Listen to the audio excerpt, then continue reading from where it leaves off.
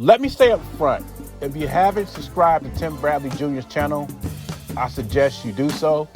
He has some good content on there. I don't agree with everything he says, but Tim Bradley does know boxing, and he's a Hall of Famer, and he's very opinionated.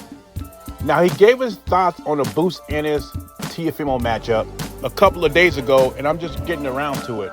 So we're going to hear what he has to say.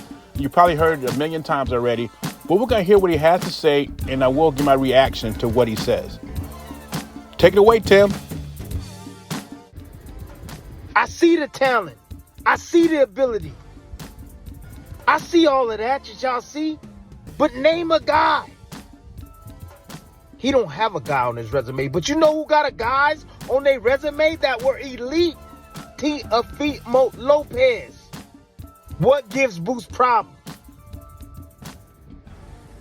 What gives him problems?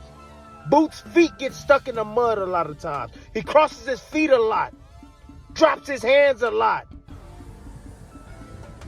Perfect opportunities for a guy as quick as Teofimo Lopez that has an IQ just as well as Boots does, right? The same level or even higher. He's been in big fights. You know what I think about Tim Bradley Jr. sometimes? I think he's clickbaiting or he's full of hot takes. You know, before he's telling us Terrence Crawford would destroy Boots Ennis and he does not deserve a fight. Then a couple of months later, he's calling Jaron Boots Ennis the boogeyman, and Crawford should stay away from him. Then he made an assumption that Crawford was ducking Boots. And now he's saying Teofimo will beat Boots Ennis. Now let's get to Teofimo's resume. Yes, he beat Lomachenko 5 years ago. He beat a Josh Taylor, who I thought lost to Jack Catterall. And that's cool. I'll give him credit for both wins. But what I think is funny is they'll mention his big wins, and he has fought a more elite competition than Boots has, right? I'll give him that. But they always forget about him losing to the average C-class fighter, Kambosos. George Kambosos destroyed Teofimo, and all he wanted to do is make excuses. He was injured. He had an asthma attack in the ring. Oh, his lung fell out in the locker room. You know, excuses like that. But Teofimo did not seem like anything was wrong with him after he was crying after the fight that he thought he won the fight. Really? And this guy almost died in the ring, they said? That is BS. Yes, he has elite wins against Lomachenko and Josh Taylor. But he also, if you're an elite fighter, you don't lose fights like that to a George Kambosos, who is an average fighter at best.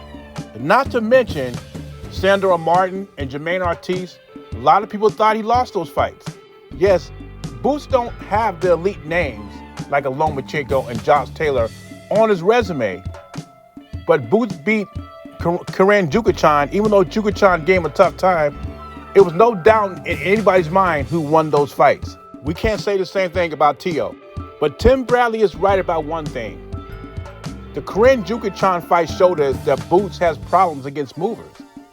But I think Boots is just as quick as Teofimo. He also is a switch hitter, and he has punching power at 147. Even though it's not the most devastating punching power at 147, he has more punching power than Teofimo. If Teofimo can't hurt anybody at 140, how is he going to hurt somebody at 147?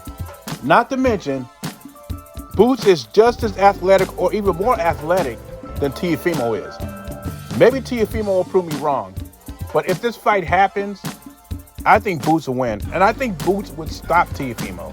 I just feel he does not have the power, and I think the stuff he is doing with Arnold Barboza would not work against Boots, who is just as athletically talented than Teofimo Lopez. Just a bigger version. But like I said, I've been wrong before, and boxing is the theater of the unexpected. But anyway, leave your thoughts in the comments below. Let me know what you think about Tim Bradley's comments or thoughts on the fight. Beezy, gone.